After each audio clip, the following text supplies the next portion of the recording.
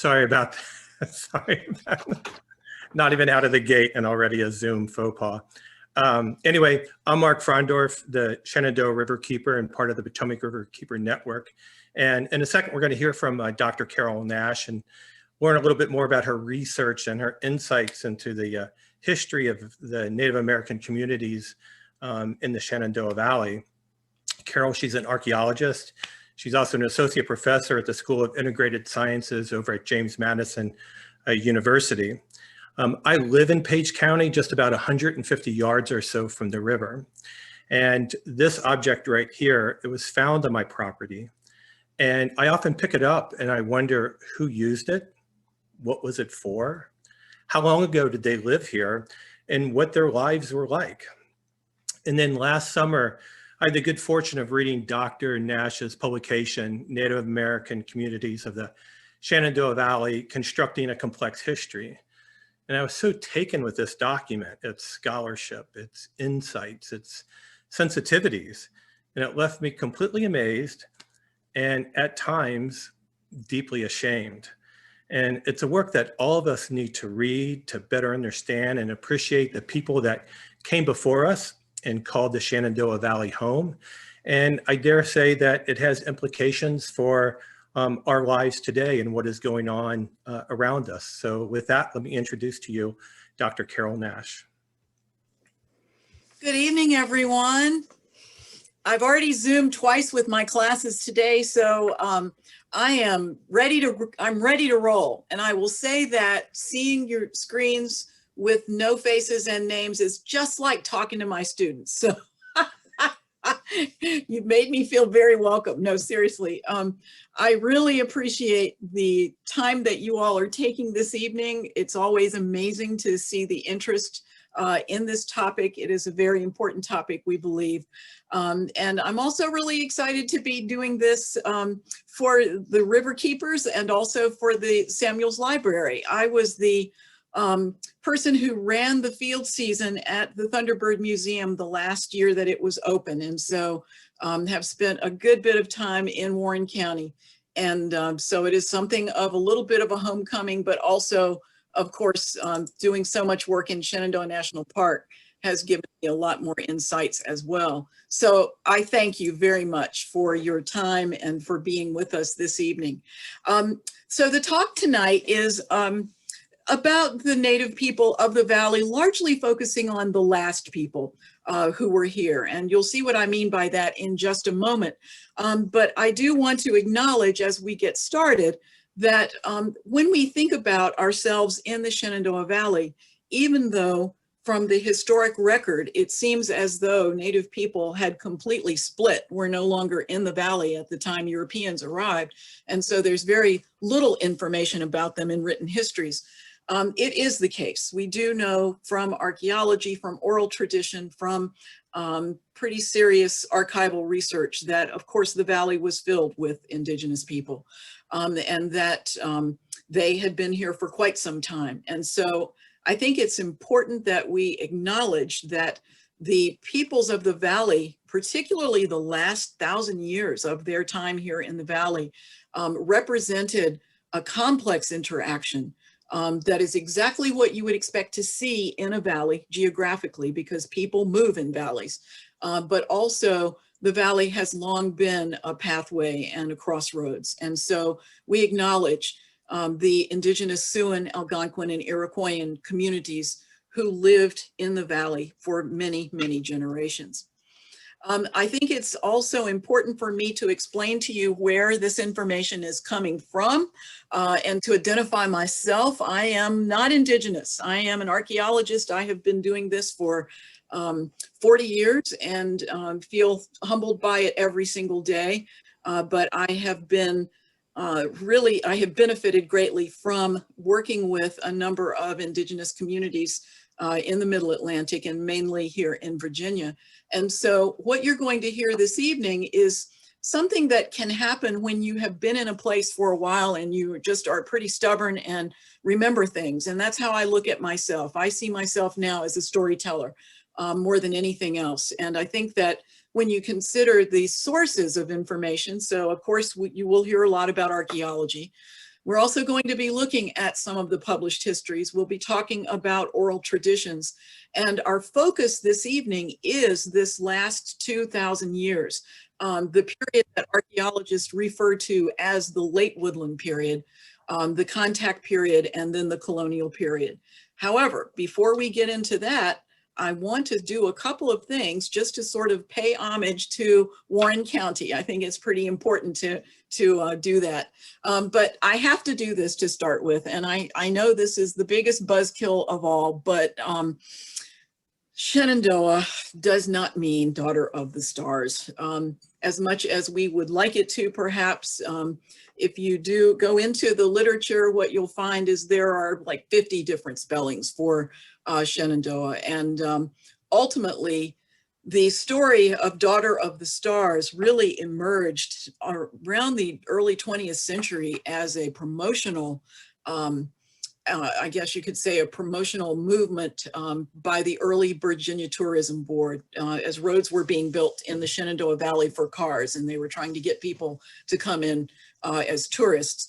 This kind of romantic and prosaic Daughter of the Stars became very prominent at that time. We have absolutely no evidence to support that.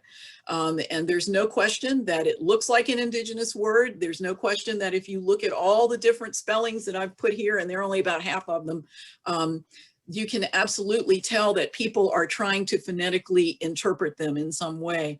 And so we have tried for a long time to understand the source of this word and have worked with linguists and have some leads, but not Daughter of the Stars. So we just kind of have to leave that there. But I do want to situate us. And I think it's important for us to realize that as we live in this Shenandoah Valley, we are part of this much larger Great Appalachian Valley. And of course, it extends well into Canada, down into Alabama.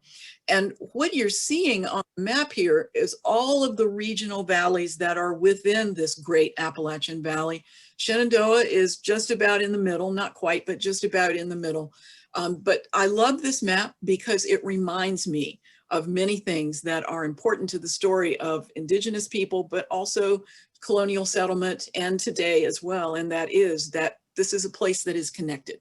This is a place that has been connected for a long time, and that connection has a lot to do with why the valley looks like it does culturally. But I also think it's important to recognize that the Shenandoah Valley has a very important and interesting archaeology, no question about it, because of that movement, but also because it is a narrow valley, and yet it is surrounded by mountains on both sides, and literally from the westernmost point of the Blue Ridge to the easternmost point of the Allegheny Mountains in parts of the valley, that's only 30 miles across as the crow flies. And the elevation changes are from 4,000 feet back down to, 500 feet and then back up again. And what that means is there is tremendous ecological diversity in a place like this. And you all know, those of you who live here in the valley know that Massanutten Mountain is a weather maker.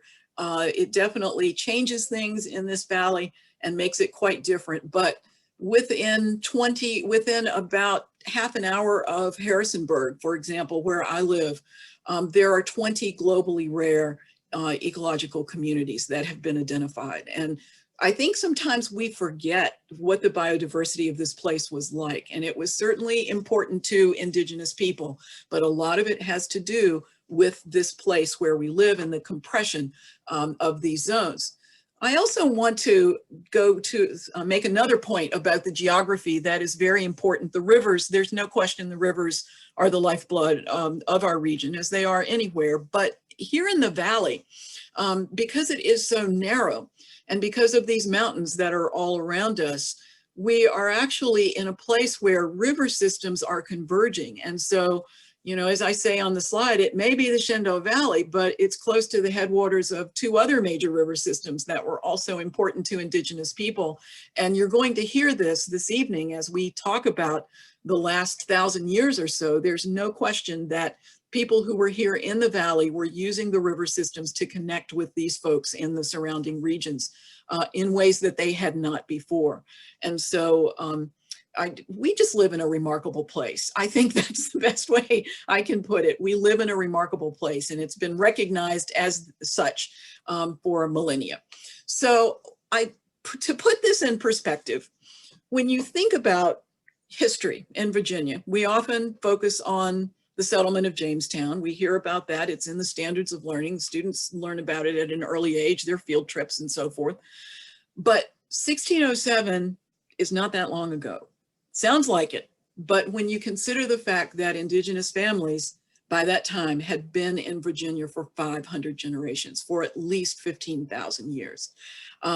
My family showed up on the northern neck of Virginia in 1625, and that's only 13 and a half generations. That's 14, not quite 14 generations. And so that sounds like a long time. Now, I'm from Madison County, and my family has moved about 6 miles in 300 years. So they're not exactly adventurous people. But the thing that is important is we think of ourselves as rooted.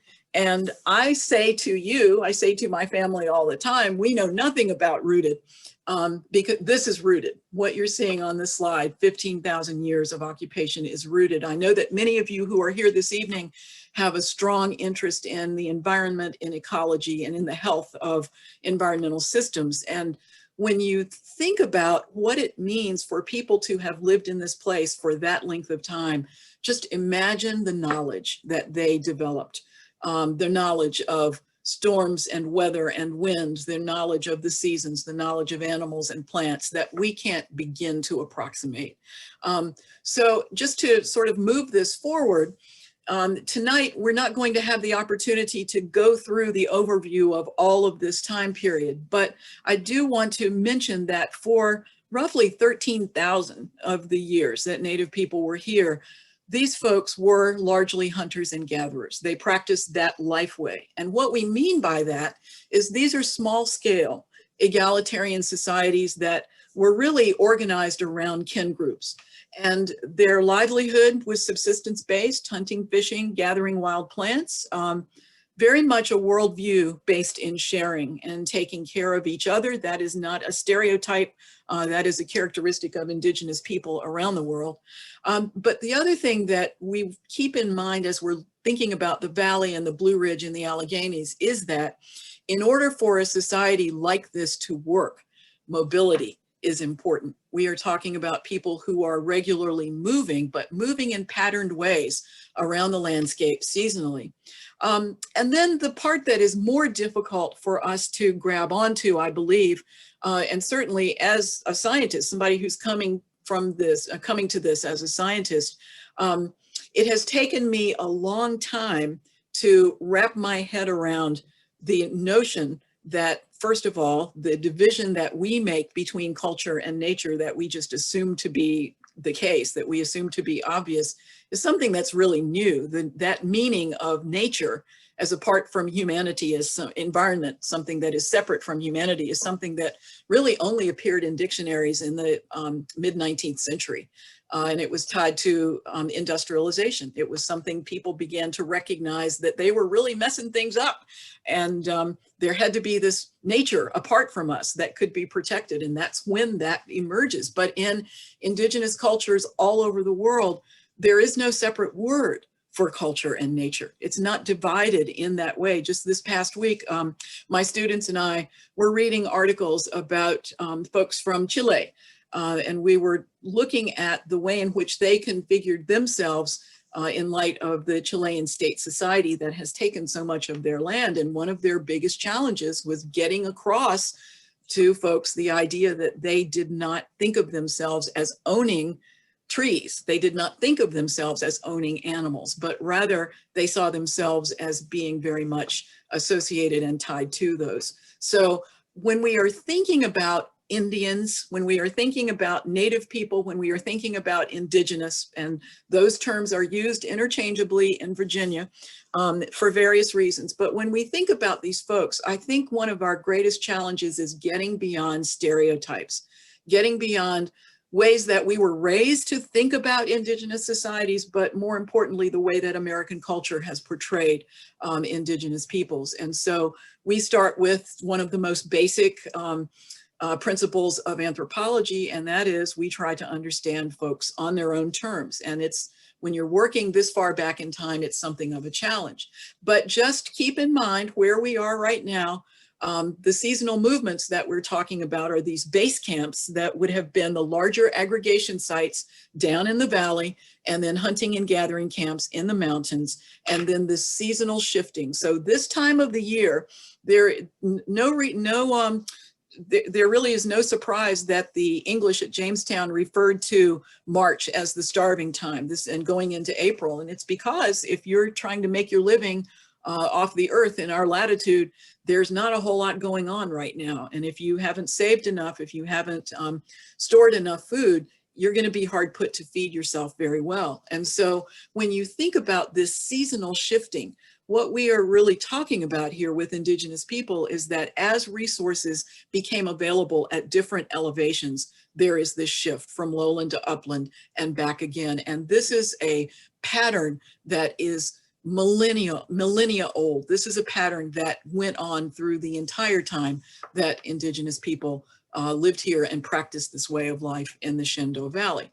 But I am tipping my hat to Thunderbird. So those of you who remember the Thunderbird Museum and remember Dr. Joan Walker and Dr. Bill Gardner will probably think of this fondly, but just to give you a little bit of information, just to remind you that those of you in Warren County are living in the county with one of the most significant archaeological sites in all of North America, and it is recognized as such. It is in all the textbooks, and that, of course, is the Thunderbird site.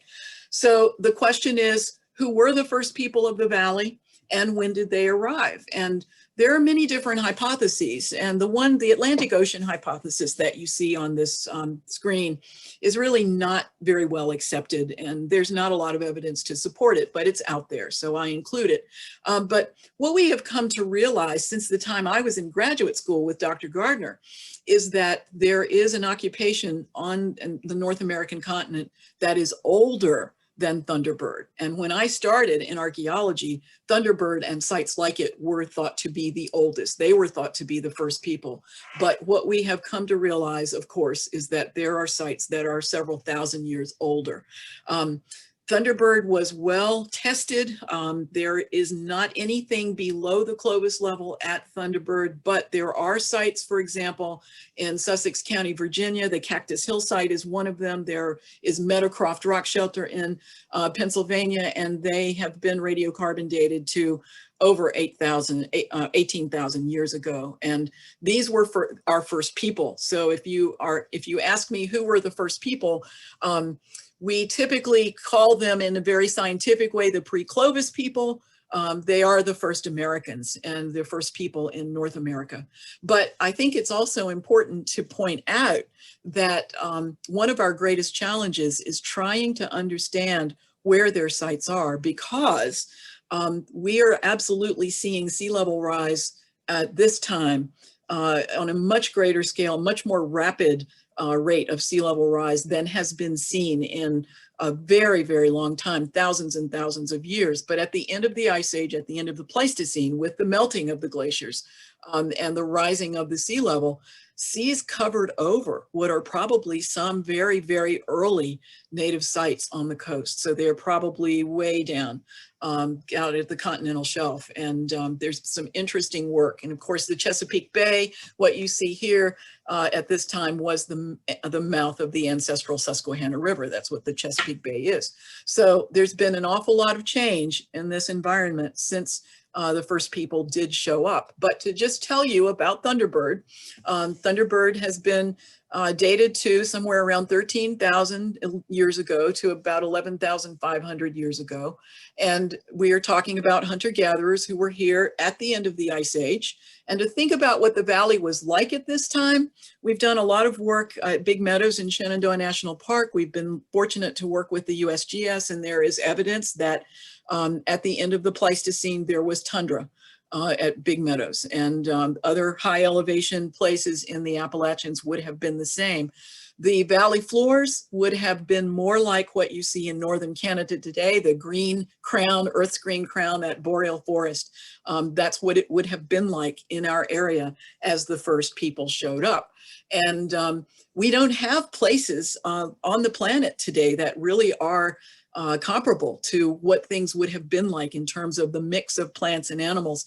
No mammoth, no mammoth, no mammoth. Trying to get that across, no mammoth. But in terms of finding local modern analogs for Ice Age environments, there are none. But if you go above 3,400 feet in the Appalachians, you'll get it. You'll get a sense of it.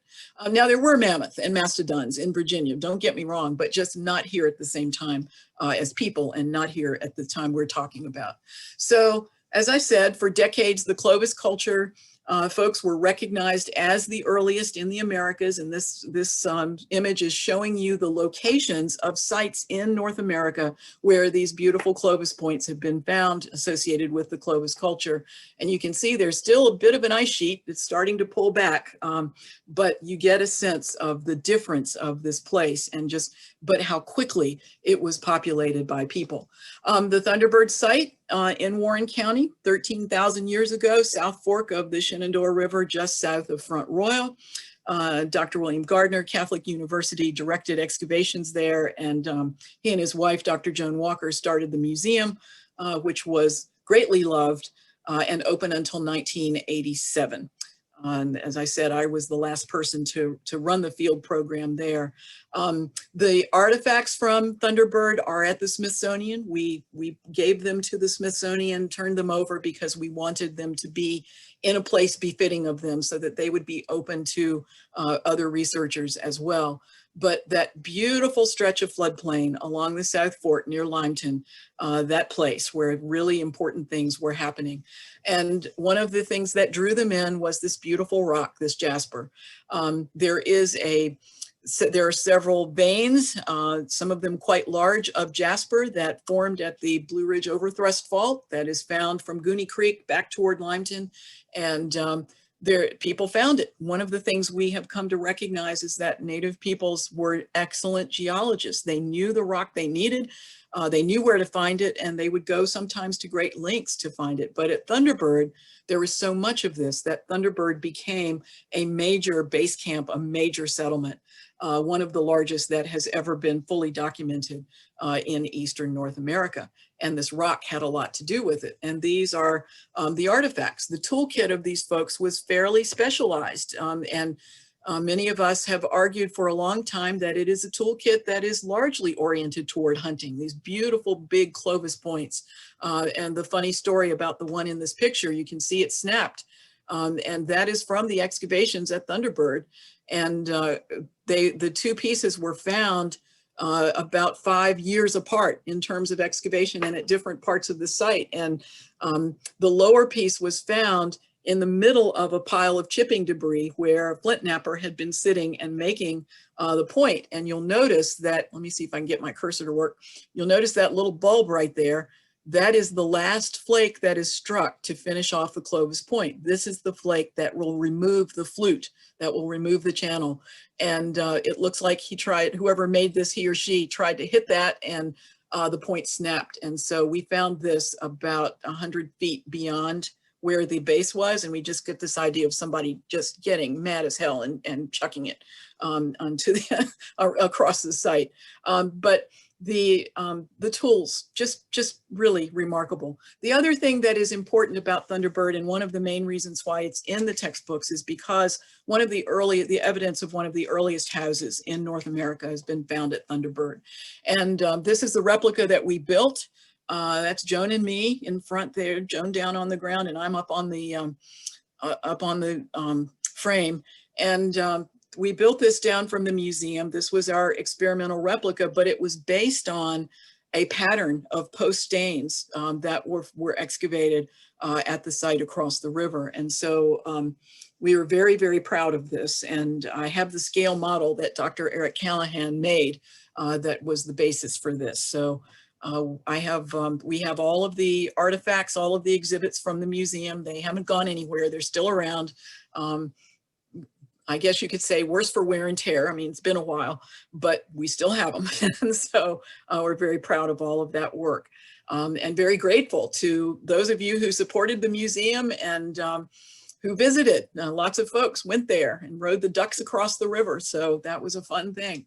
But anyway, back to our story, back to Thunderbird. For the entire Southeast, even though there were a lot of fluted point finds, as you saw in that earlier map, there are only about 9.4 per 1,000 square miles. So we literally have documented only a dozen Native American sites in the valley that date to the Paleo-Indian period. So there is so much to be learned from Thunderbird. A very small part of it was actually fully excavated. Much of it is still there. And one of the things that we are most proud of is the fact that between the Archaeological Society of Virginia and the Archaeological Conservancy, we were able to purchase 5 of the lots, and they are now under conservation easement, under perpetual protection, the core of the Thunderbird site. So that's something that we're very grateful for. And I know that many folks are as well. So that's the introduction that brings you back to the importance of Warren County, the importance of the Front Royal area in this discussion. I know that many people are interested in Thunderbird, and we are grateful for that interest. And there have been some really good publications that have come out in recent years on this. So we're going to skip over all of the rest of these cultural periods. So we're going to skip through the archaic 8,000, almost 8,000 years of time. We're going to jump into the Woodland period, because tonight I'm going to address a question that I am often asked, and I have been asked it more frequently in the last year than at any other time in my career. And that is, who were the people of the Shenandoah Valley? Who were the tribes of the valley, and what happened to them? And in many ways, I've been asked that question because people have been wanting to write land acknowledgements. And to be honest with you, I have mixed feelings about land acknowledgements, because first of all, I'm very humbled, as I mentioned, by this work, and am not at all comfortable being the person to say this group lived here and this group did not. But more importantly, I think it's important, we need to ask ourselves why it is that we want to do these land acknowledgements.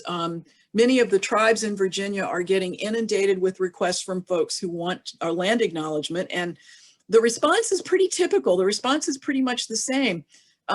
It's great to acknowledge, but what are you going to do about it? And in other words, not are you going to give us our land back? That's not the discussion. The discussion is, if you acknowledge us, how is that going to change the way you think? How is that going to change the way that you follow our cultures? How is that going to change the way you protect the land? And so when we think about these questions of who lived here in the valley, what tribes were here, can't you give me a name, Dr. Nash? Well, I'll be honest with you and tell you that it is a remarkably complex story, and it is very difficult to just give you the name of one tribe. Those of you who have been to places where there have been land acknowledgement statements, and they can be very, very meaningful. Don't get me wrong, they can be very meaningful and very important.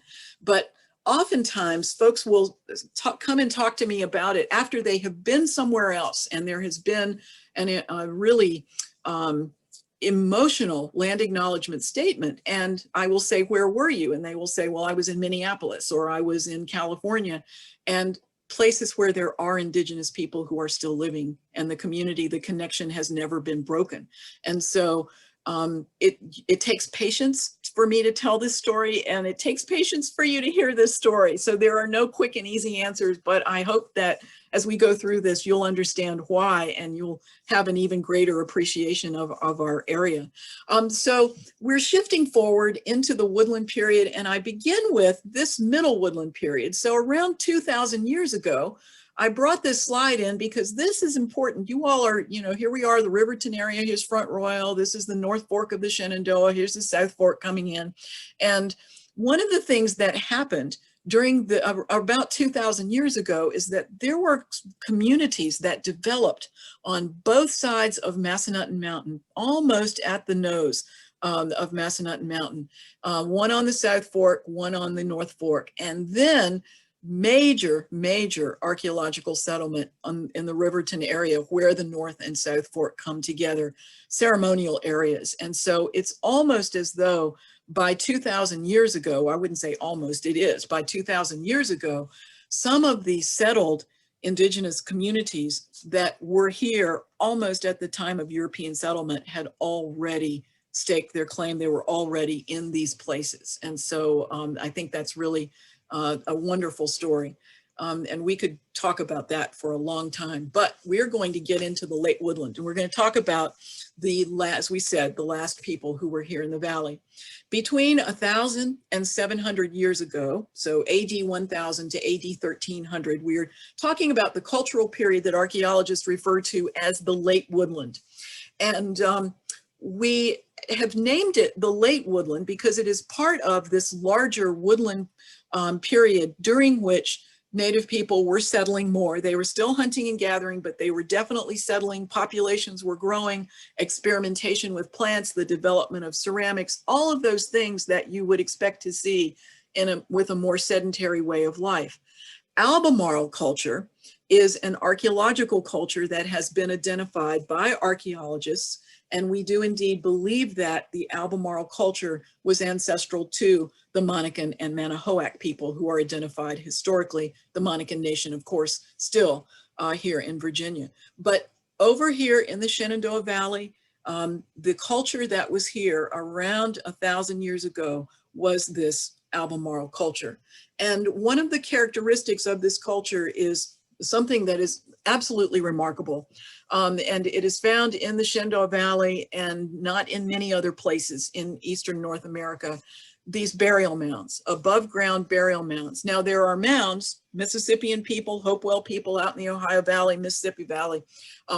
There are effigy mounds and all sorts of things of that sort, but these were features that were, when they were in their finished state, were somewhere between 70 and 80 feet in diameter and 10 to 12 feet high. And they are above ground cemeteries. And this is a picture that was taken in 1936, one down in Monterey, down in Highland County. And the fellow who took the picture identified this mound on the Shoemate Mound as being 130 feet in circumference.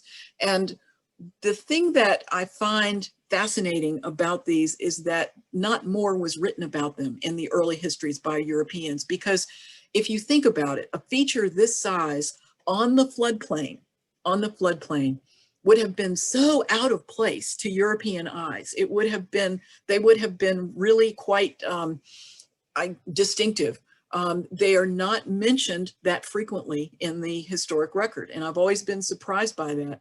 But when we talk about them as accretional mounds, what we mean is that these mounds were the centers of communities, village here, village here, village here, village here, and then the mound in the center.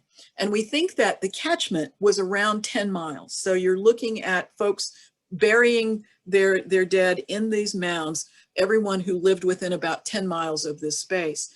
And they were used for almost 400 years. And so the notion is that people who would pass would be buried in the village, but then at an appointed time, maybe every 5 years, maybe every 10 years, anyone from that catchment who had passed away was exhumed. What was left of them was exhumed, bundled, and brought to the mound, and they were all buried together. So it is this unification, place of unification, and a really sacred place on the landscape. We know of at least 13. I suspect that there are more. The sad story about these mounds is that because they are located in floodplains on prime agricultural land, they were removed very quickly by farmers. And there is hardly anything left of them today that you can see in the ground. We've been doing work with LIDAR and have been having some luck, but when you walk over them and when you go to these places and look for them, it's very difficult to find anything much that's left.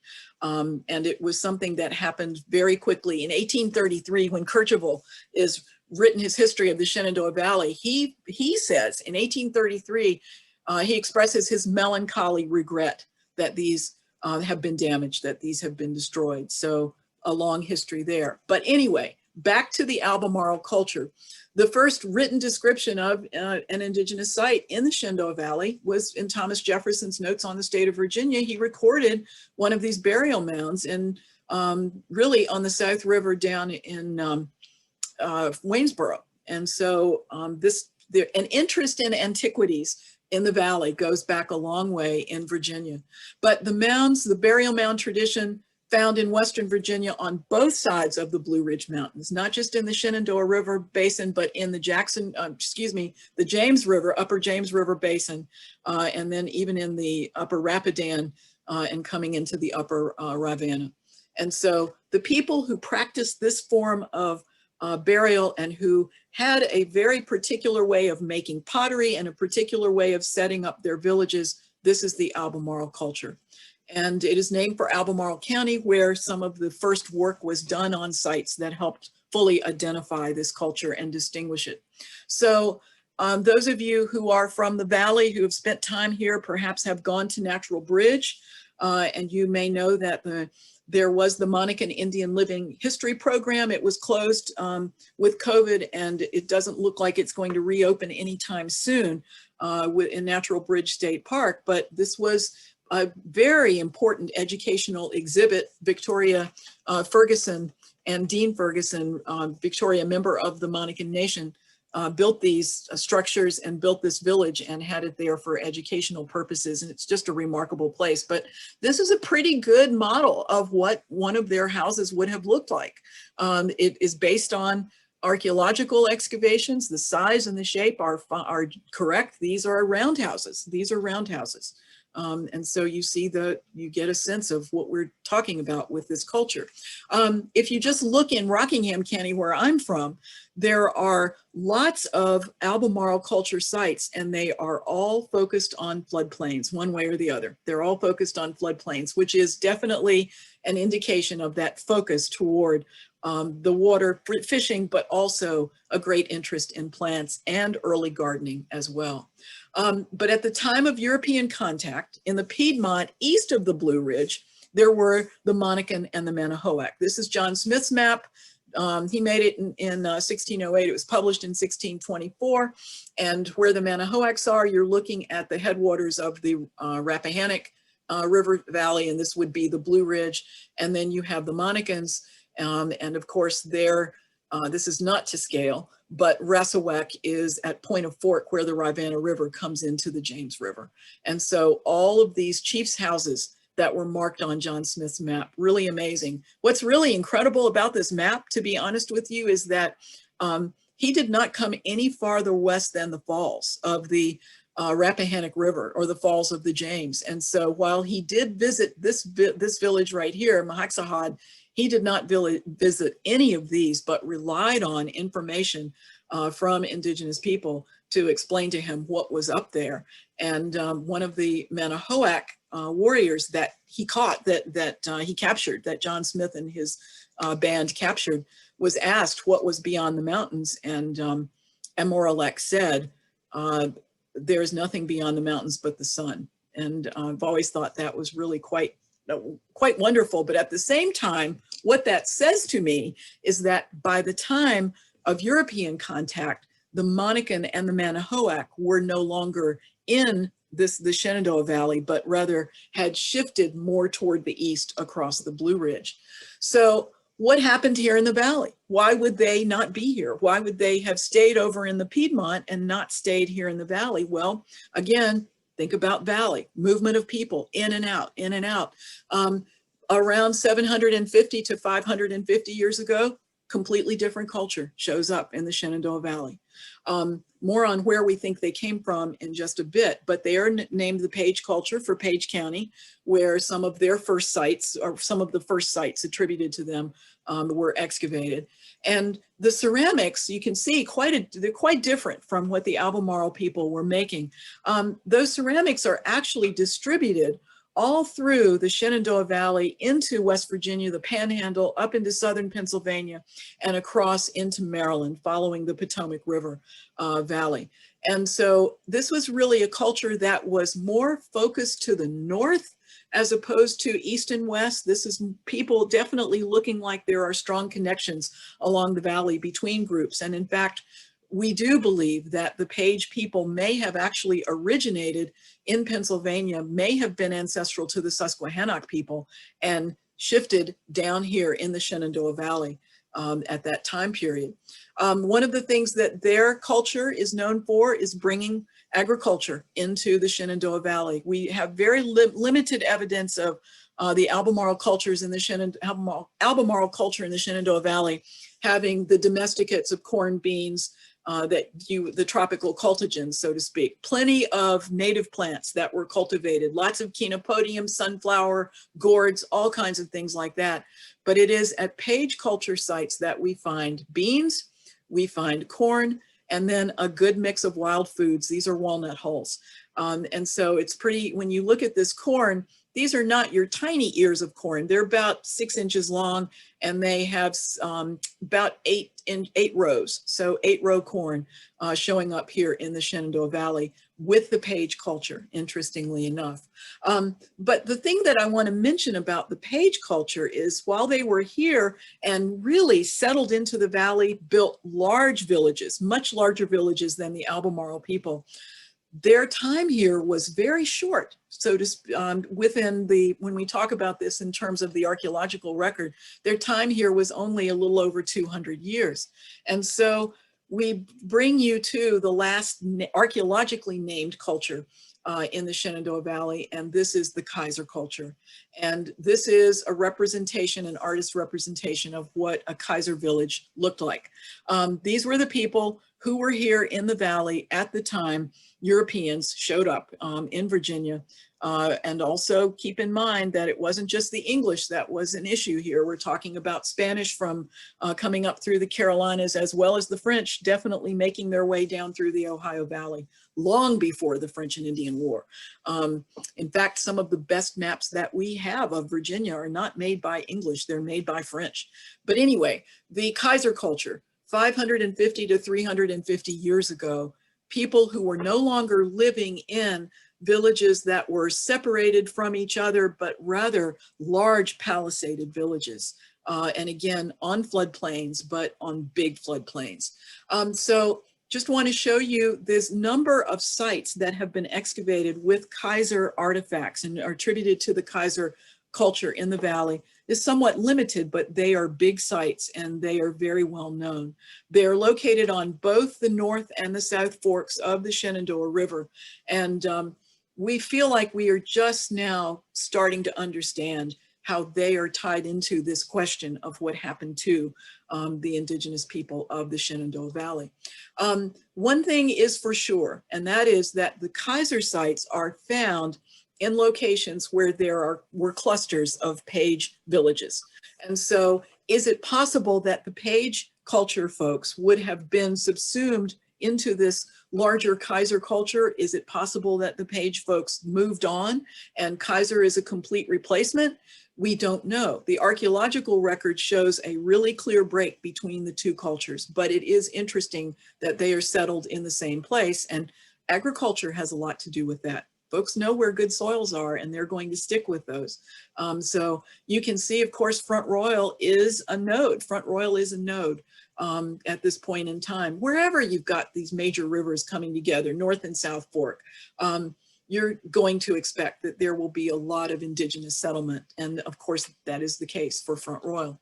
But the dynamics, the problem that we have, and those of you who spend time in the Shenandoah River, North or South Fork, can understand this. One of our challenges is that the river has seen such dramatic change during the historic period, just in terms of flooding episodes and deposition and cutting into banks and so forth, that we find it difficult sometimes to even locate these sites. So, for example, this is the Kaiser Farm site, which is on the South Fork near the Warren County, Page County border. Today, the South Fork is 200 feet from, the South Fork was 200 feet from the Kaiser Farm site when indigenous families lived there. And today it's 700 feet from the site. So when we excavated at the Kaiser Farm site, we had to go through 4 feet of flood deposit just to get back in time to about AD 1400. And just as an aside, this is something we see all over the valley, particularly in the South Fork. Digging into these archaeological sites going down through the colonial period, the historic era, the colonial period, and then getting back into indigenous sites, there is a story that repeats over and over and over again, and that is deforestation really changed this landscape in a lot of ways. And one of the ways it changed the landscape was from the sediment load that the rivers are carrying and the way that they were dumping and building these floodplains. We excavated at the White House Farm in the Page Valley a couple of years ago, and we had to go through 4 feet of sediment there just to get back to 1800. And then we went down through a couple of other flood deposits, but very thin ones, and maybe another ½ a foot. And then we came down on the Native American occupation, and you would dig an inch and you would go back 1,000 years. So imagine the way in which ecosystem dynamics and way in which river dynamics have been changed with deforestation. We see it. There's a lot you learn from doing archaeology. It's not all cultural. You get a different view of the landscape. So anyway, characteristics of the Kaiser culture: 2-acre palisaded villages, those fences built around the villages. Intensive incorporation of maize and bean domesticates into the diet, very large storage pits. Different ceramics, I'll show you some in just a moment, and then regular contacts with cultures beyond the Shenandoah Valley, just in terms of trade. Our going hypothesis at this point is that the Kaiser culture folks originated in the upper Ohio Valley, and they were most likely Central Algonquin speakers ancestral to the Shawnee. Now, I say that with trepidation because the early historic documents that we see in the Kercheval is one example, but the local histories that have been written conflate the Shawnee. The Shawnee were here during the French and Indian War, no question about that. There were raiding parties of the Shawnee who came into the Shenandoah Valley, but that's not who we're talking about here. We are going back in time several hundred years when we say Central Algonquin and possible ancestors of the Shawnee, but there is very much a migration of folks out of the Ohio Valley into the Potomac Basin and then down into the Shenandoah Valley at this time period. These are some photographs from early excavations that were done by the Archaeological Society of Virginia. On the left here, you will see these rings, and folks will say, oh, that's just a fairy ring. Nope, that's not a fairy ring. Those are the outlines of roundhouses, where the posts have rotted in the ground and the vegetation has taken up those nutrients and it's darker. That's what that is. And then this is what a Palisade Line looks like when it is excavated. And this is a map of the Miley site, which is near Strasburg, near Morristown. And you can see the Palisade has been rebuilt. You can see the outlines of the houses. There are pits and hearths inside. And these were towns. I don't even want to call them villages. These were towns with several hundred people living in them. We went back to the Kaiser Farm site, 2003 to 2007. The Forest Service now owns the property, and we were fortunate to have field schools there for about 5 years. And this is the size of one of those storage pits, just to show you. So think about the amount of corn that they were producing. The most interesting thing, though, that we learned when we were excavating at the Kaiser Farm site has to do with these little beasts, shell beads. If you look at the picture in the upper left, the ribbed shells are mussel shells from the coast. They're from the Atlantic coast. And then if you look on the right, on the right are the ribbed mussel shells.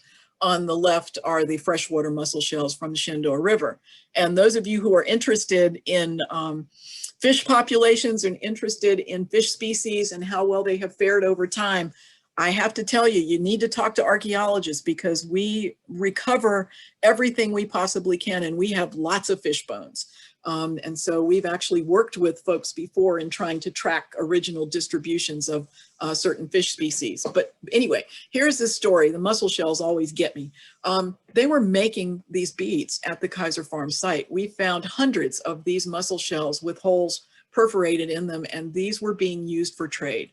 And so how is it that ribbed mussel shell beads from the Atlantic coast are making it over here into the Shenandoah Valley? Why? What is going on? Well, there's more to this story, and it has to do with the deer hides. One of the things we learned from Kaiser Farm, as well as we've seen this at some of the other Kaiser sites, and Kaiser Farm is The type site, the culture was named for it because this was the first site where archaeologists identified the culture. But one of the characteristics of Kaiser sites are an inordinate number of these deer bone beamers. They're the modified leg bones that are used to scrape hides. At the Kaiser farm site, we excavated an area of just burned, charcoal-packed, greasy soil where it's very clear they were processing hides. Even 400 years later, it's still possible to see that in the soil. And there's a lot of deer bone, more than you would expect for feeding folks. They were going to a lot of trouble to get big deer. And so there's a deer hide trade. And this deer hide trade predates the English. It predates the Europeans. It was a deer hide trade between, we believe, the coast and the interior. And we think that it was mediated by the Potomac Creek culture. Their core area was Stafford County along Potomac Creek. And this is a very different culture, but what's interesting is their ceramics are found at Kaiser Culture sites. Kaiser ceramics are found at Potomac Creek sites. So it looks pretty clearly like there is this strong, there's this very strong connection between these two groups of people. And what do we know about the Potomac Creek folks? They mediated between the interior and Powhatan, between the chiefdoms on the coastal plain. So really fascinating, and it helps explain why the English were so successful so quickly. They essentially just took over existing trade routes that were already in place. But just to give you an example, some of the other things that we find at Kaiser sites are these beautiful running deer pipes. This is from the Bowman site on Cedar Creek, and these pipes are they're called Chesapeake Pipes, and they are trade goods. They are definitely trade goods, and they are finding their way back into the valley, as are these beautiful quartz arrowheads. We don't have quartz like that where the Kaiser sites are situated. This is really nice quartz that's coming from out of the Piedmont. So at the time of European colonization, this is the complex map of Indigenous people in Virginia. And it's more complex than this. I have simplified it to a certain extent, but coastal Algonquin people speaking an Algonquin, coastal Algonquin language, Siouan speaking people in the interior, central Algonquin people here, Iroquoian people, Iroquoian speaking, these are their language families down in southwestern Virginia.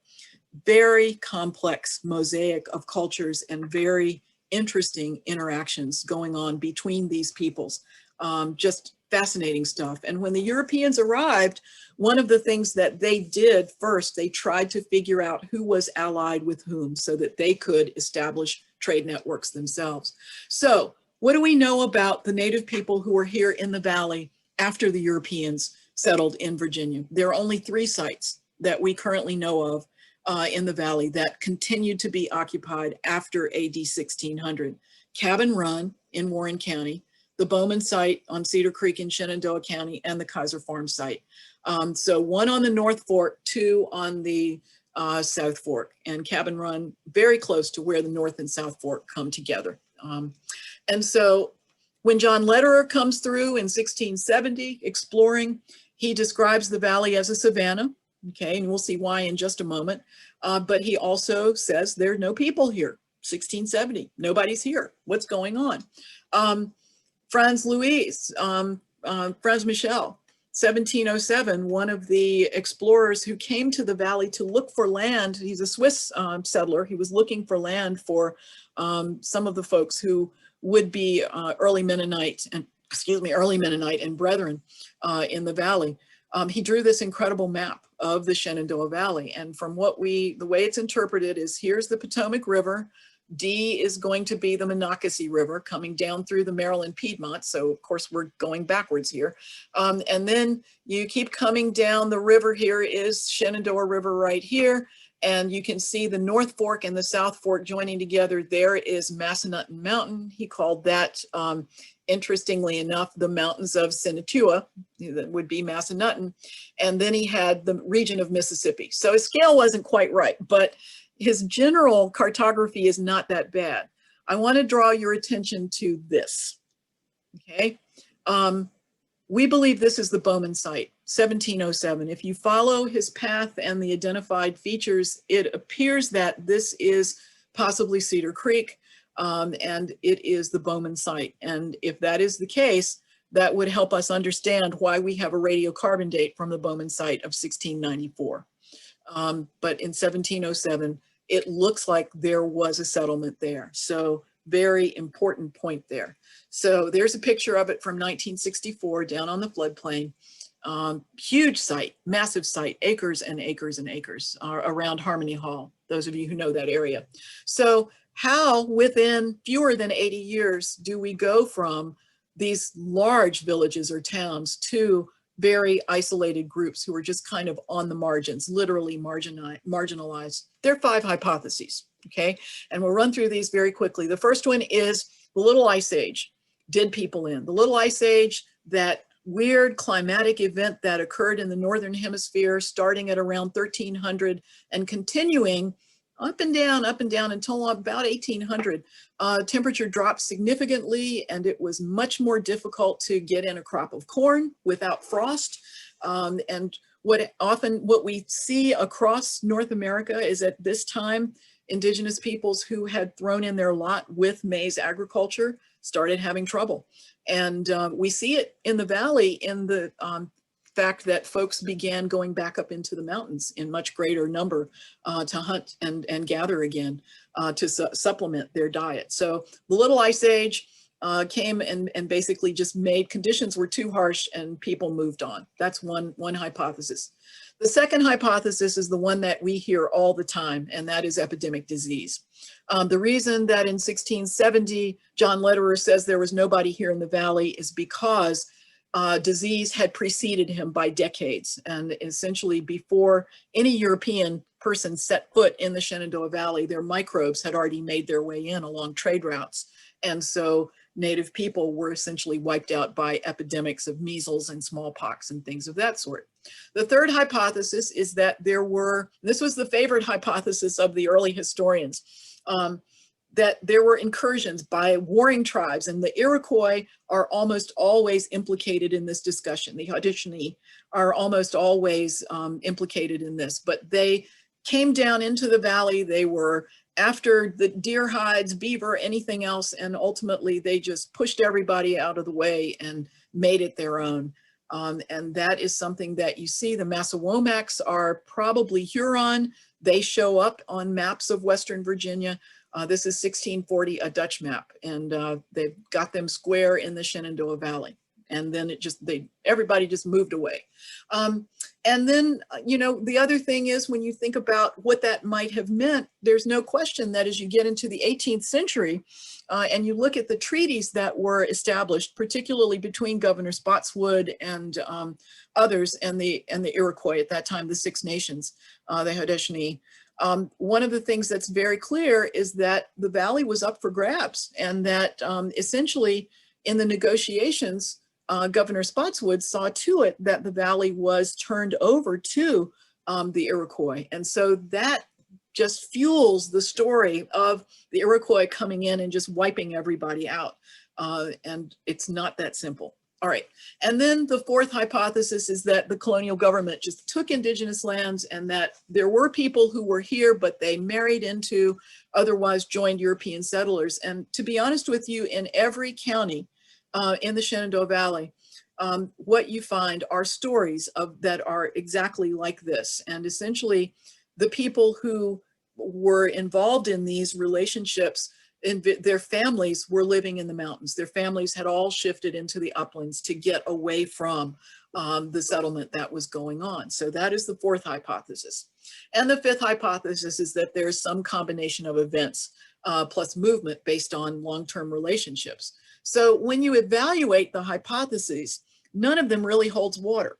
Okay, so going back, the Little Ice Age was very real. There's no question about that, but there is no evidence from other places in the Middle Atlantic that people just upped and left because life got too hard. Remember what we said earlier, Shenandoah Valley is rich in resources. And so the notion that folks would just somehow disappear doesn't make any sense. The hypothesis of epidemic disease, while logically that makes sense, and based on what we know from other parts of North America, it makes sense. The fact is, we have never seen evidence of epidemic disease in any of our excavations in Virginia. We've never seen evidence of smallpox. We've never seen mass burials. We've never found anything like that that would indicate the kind of epidemic disease that would push people out. Now, I think it's important to mention here that there's been some more recent work done on epidemiology and indigenous people, and the stories of massive die-off have been exaggerated. It appears that the way epidemic disease really worked is it was generational, that it broke down communities over time, and that it never left communities, and that people were always susceptible to it. So there would be die-offs, and then the disease would die back, and then more people would get it, and so forth. So there's that one. The third hypothesis, and I've been talking so much, I have to go back and look at my notes. Oh, the third hypothesis about the incursions from the outside.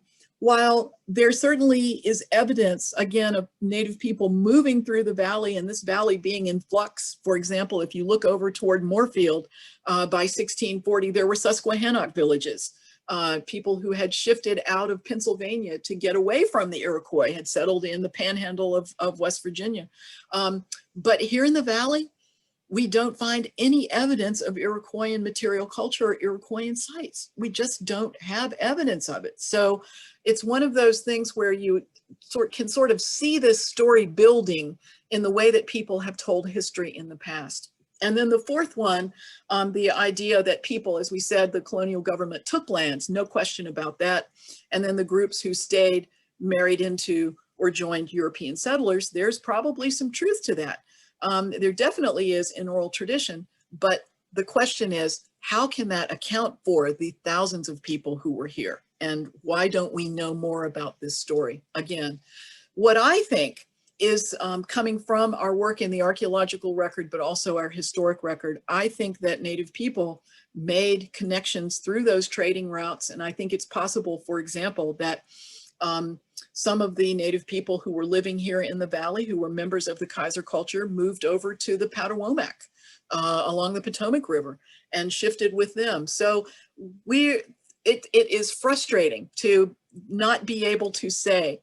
And what I end with when I talk about this is, it is their erasure from history that is the saddest point of my career. And it's hard. There's a lot of emotional work that goes along with doing this research, because you're not only trying to bring science to bear, but there's the humanity. There's the question of how in the world could these people have just left this place after they had been here for so long. And it's our responsibility to figure this out. So every year we learn a little bit more, we can put more together, but there's also one other part of this story that we need to tell, and we will end with this. And a lot of it has to do with what the colonial period did to indigenous communities and their memory. We know, for example, that during the colonial period, most of the indigenous peoples in Virginia stopped speaking their languages. We know that they were forbidden to speak their languages, and culture and language are tied together.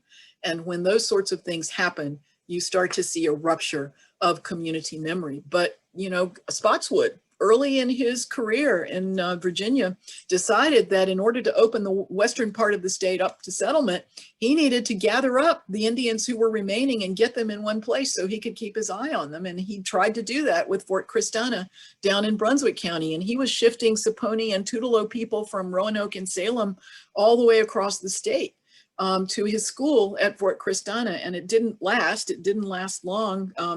And then he goes back to Germanna in Orange County, and there are stories of these folks following him there. But there's no question that the treaties that were made and were broken had a lot to do with this story. But going beyond that, something happens in the 20th century.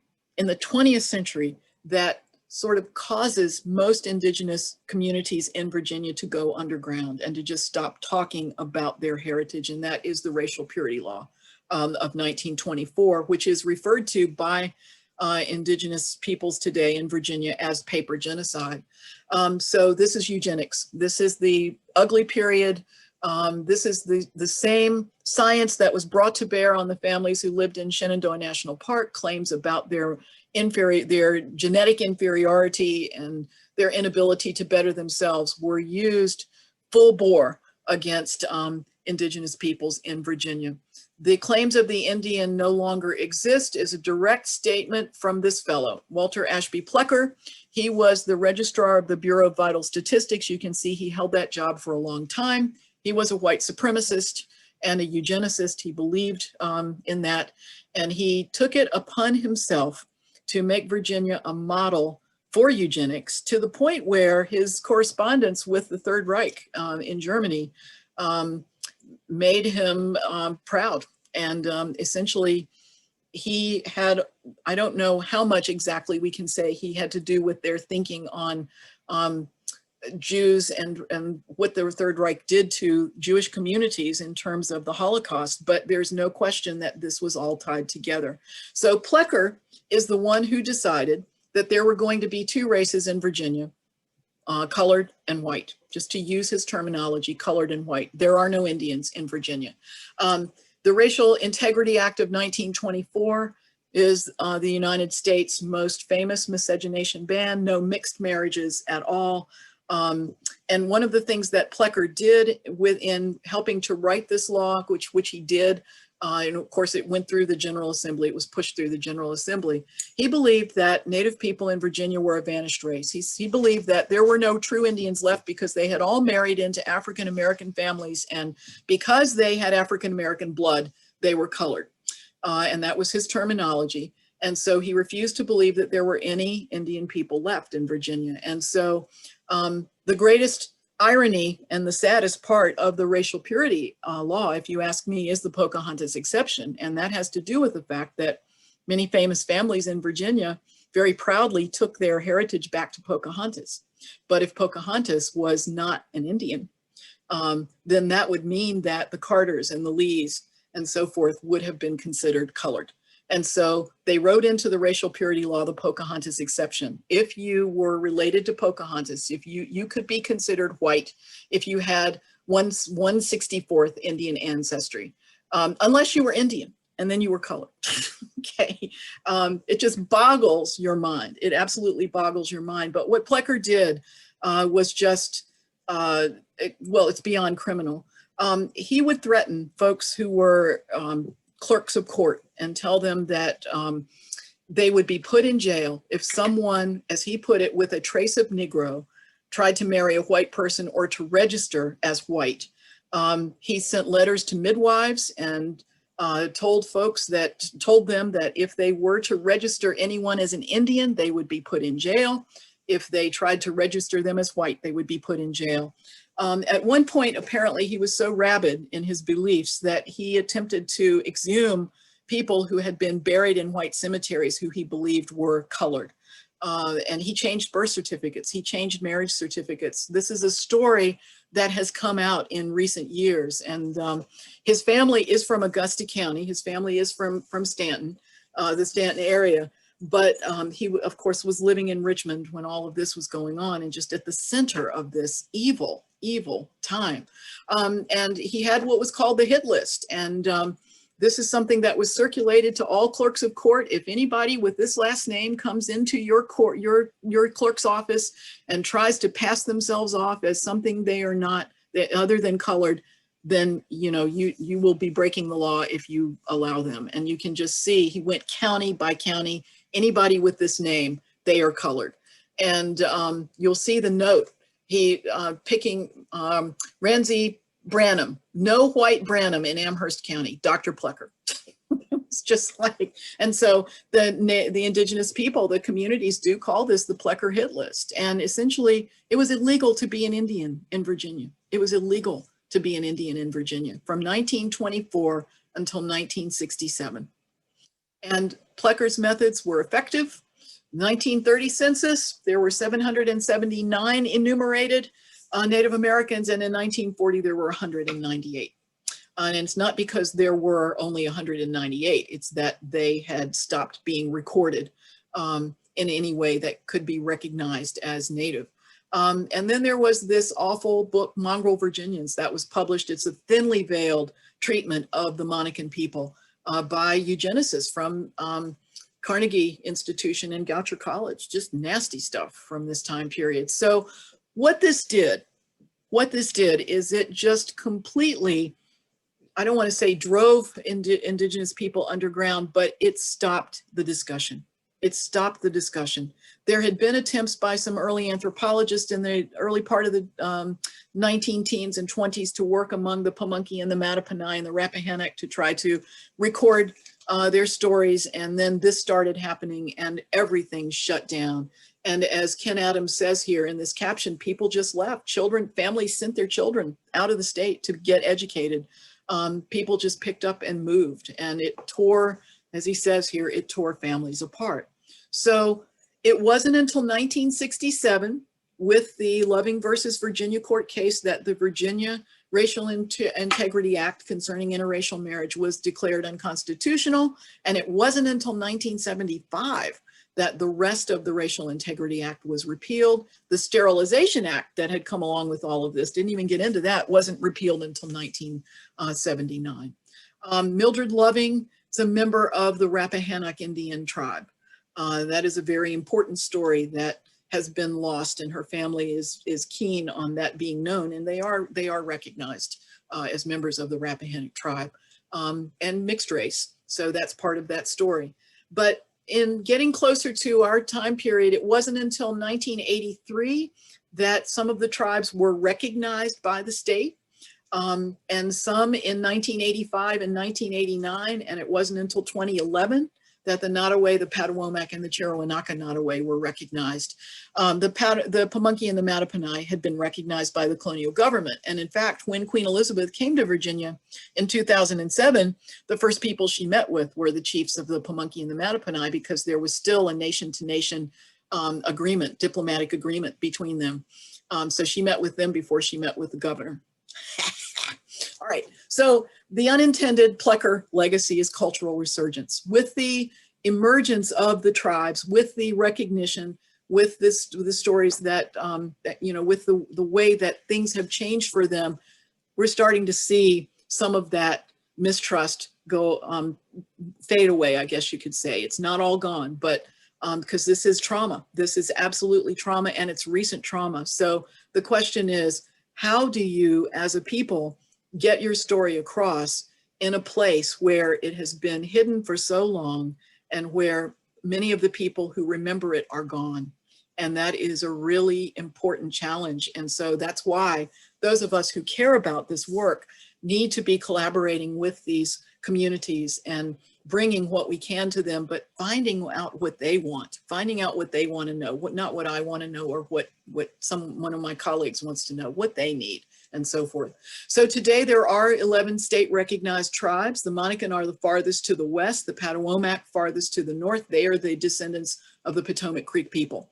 And then you can see the rest on the coastal plain.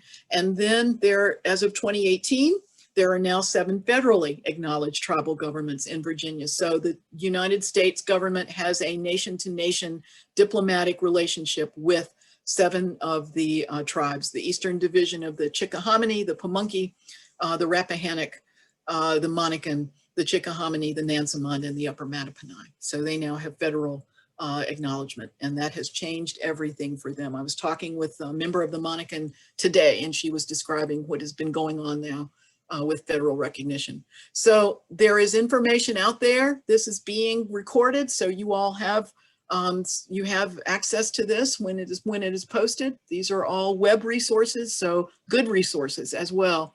And then I just want to mention, if you are interested in archaeology, if you have any interest in learning about archaeology or getting involved, we do have the Archaeological Society of Virginia, and we've got a number of chapters in this area. So from Falls Church down to Leesburg and Stevens City, and then in my neck of the woods in the Central Valley down in Bridgewater. But we do hope that you will consider the Archaeological Society of Virginia. It's one of the largest avocational and professional groups in the country. We now have over 800 members, and we have 15 chapters around the state. So we're very, very active. and then my gratitude. And I just want to thank you all again for inviting me this evening. It's been wonderful to have this opportunity to share this story. Thank you very much. Carol, thank you for your presentation and for your scholarship. It's just an amazing piece of work. Just thank you. Do you have time to answer a few questions? Oh, of course. That would be great. If people could just, instead of having everyone talk over everyone, if you could put it into the chat box. And one quick question that I had, Carol, when you were talking about capturing this knowledge and this information concerning the paper genocide, earlier you had mentioned the Virginia Standards of Learning. Has there been any effort to capture that and incorporate that into Virginia Standard of Learning documents? Yes, students are learning about this now. They're learning about the racial purity law.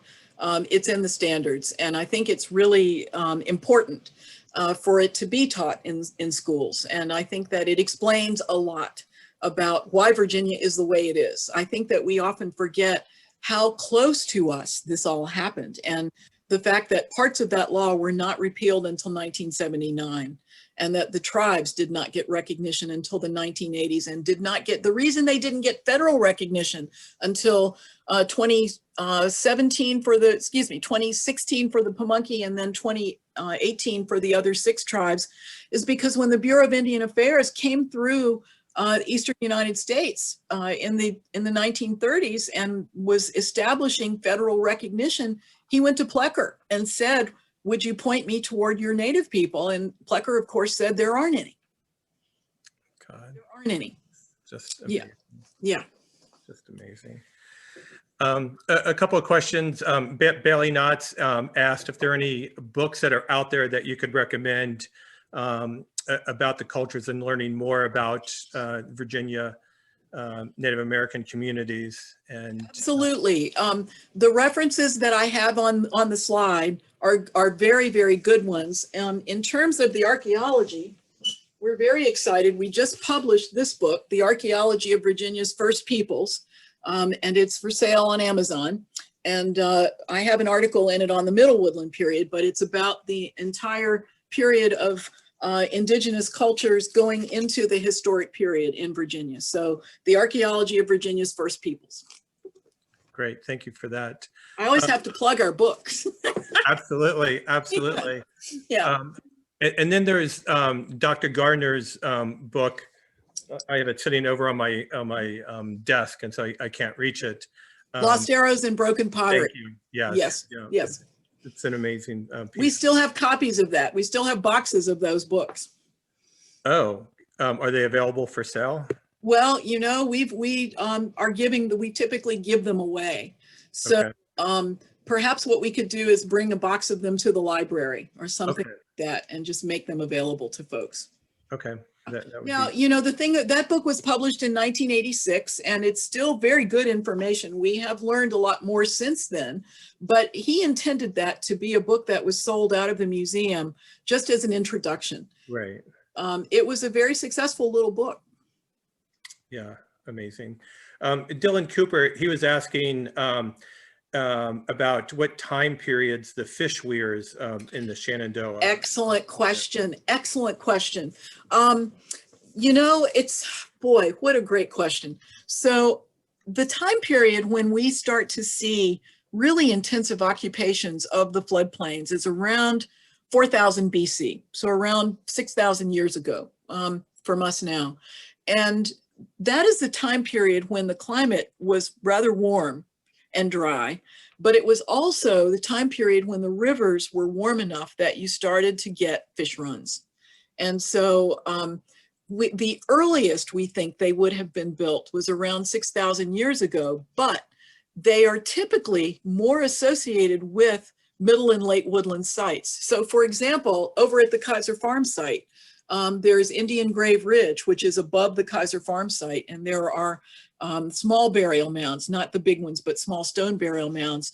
And there is a village associated with those mounds dating to the Middle Woodland period on the floodplain, and there is a beautiful fish weir right there. And so what we have wondered is whether or not those fish weirs served a dual purpose. were they there not only for the fish run seasonally so that people would capture and smoke fish and preserve it, but were they also there for feasting? And, you know, are we looking at some of these big sites emerging around fishing and feasting that's associated with fishing? So that's a good question. Unfortunately, it's very difficult to actually date those, the weirs themselves. Bob Jolly, who is the regional archaeologist for the Department of Historic Resources, has been studying the weirs of the Shenandoah River. He's been documenting a lot of them.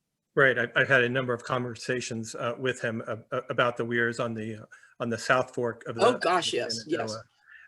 Also, there's record of when George Washington, and you're looking at sort of Western advancement of the country, he recognized the number of fish weirs when he was coming back from the French and Indian War, and directed you know, a group of folks to go out and to try to destroy the weirs to allow for easier passage down the river.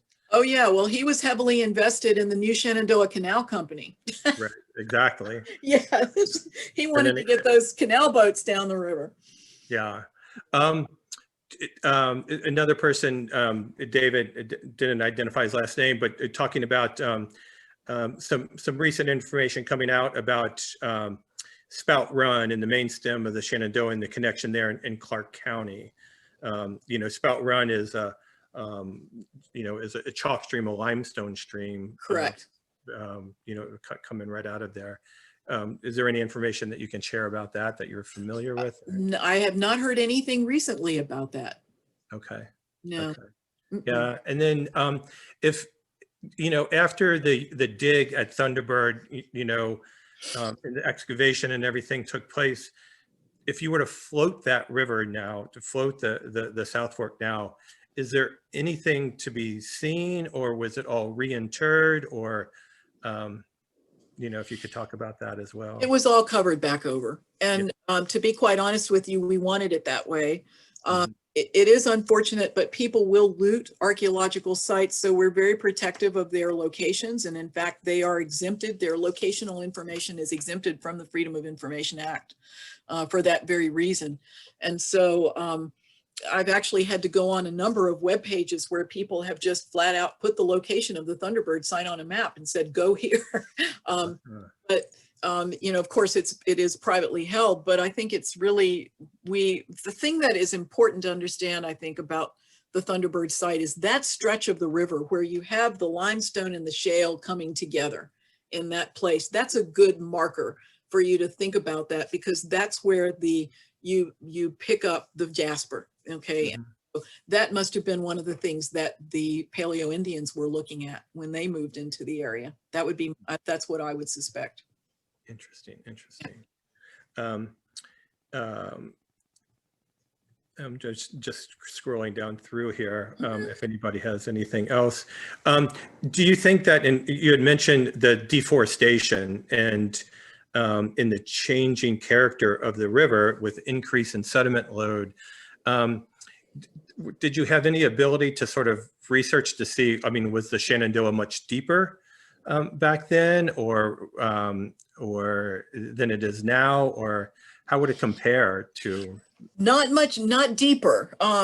What goes on with these major flooding events is that there is a lot of sediment in the water, but the force of the water is so strong that it pushes the sediment up, so it dumps to the floodplains. And that's really where we see the change, is in the amount of sediment that is being carried in the rivers. And it's like a switch has turned on. The minute you begin to see, you get references of, you begin to get references in the records of the historic records of folks settling and clearing land, you can just almost immediately begin to pick up an increased sediment load with every flooding episode. And it gets worse and worse and worse up into the 19th century. And then it calms down a bit as we begin to get public lands in place and reforestation is occurring. Yeah. With the new Secretary of Interior, Secretary Holland, do you see the federal government taking sort of a renewed interest? I mean, granted, she's only been in her position just for a week or so. One day. Yeah, and so, like, what have you done? She was actually sworn in this morning. And so, yeah, Yeah, the vote was last week, but is this is there a possibility that we're going to see a resurgence in either in the languages, the art, the culture, the wildlife, and connectivity, and or? I think that one of the things she is going to bring to her position, one of the things I hope she brings to her position is a really renewed interest in consultation and bringing Indigenous people to the table. The Department of the Interior is a huge agency, and there are many agencies under it. It's a huge department, and there are many agencies under it. Of course, the National Park Service, the Bureau of Indian Affairs, Bureau of Land Management, and so forth. And one of the things that I believe she's going to do is open up conversations that have needed to be opened up about public land, about resources. And I think that she is going to be able to provide seats at the table where there have not been seats before. Mm-hmm. And that's what I'm really looking forward to. And then the question that arises from that is, how will that change policy? So I had a long talk today. You all, please understand, I can talk about this stuff for hours. But I had a long talk today with a member of the Monacan Nation, and we were talking about Rassawak. We were talking about the James River Water Authority, and some of you may be familiar with the counties of Louisa and Fluvanna wanting to build a large pumping station where the village of Rassawak, which was the chiefest village, as it was known, of the Monacan Nation, is located, where the Rivanna River flows into the James River and near Columbia. And we were talking about the whole regulatory process. We were talking about Army Corps of Engineers permits, and we were talking about the way in which decisions are made about alternatives for projects, and the way in which certain people are allowed to the table and others are not. And consistently, it's been the experience of many Native communities in Virginia that they have not had a seat at the table, that they've been invited at the last minute, but that decisions have already been made. And I think that we hopefully are going to see some changes in the way that the whole compliance process works out. Thank you for that. That is good to know. It's 8:30. I think that we've run a half an hour past the official closing of Samuel's Public Library. Oh no, sorry. But Sharon assured us that we are able to keep the bar open, so to speak. I just want to again thank you for your time and your research and my pleasure that you bring here. So on behalf of the Friends of Samuel's Library and Sharon Fisher and the library itself and Potomac Riverkeeper Network, and for me personally as a Shenandoah Riverkeeper, I just want to thank you for your presentation tonight. And I'm so happy that we recorded it and that we'll have it available, I think, next week on the Samuel's Public Library network. So, excellent. Thank you. Well, thank you all and have a good evening. I really appreciate your being here and putting up with me. Thanks. All right. We would love to have you come back again, and I will also save all the comments in the chat. So thank you, everybody. This has been really wonderful, and thank everybody for your time. Great. Very good. Thank you.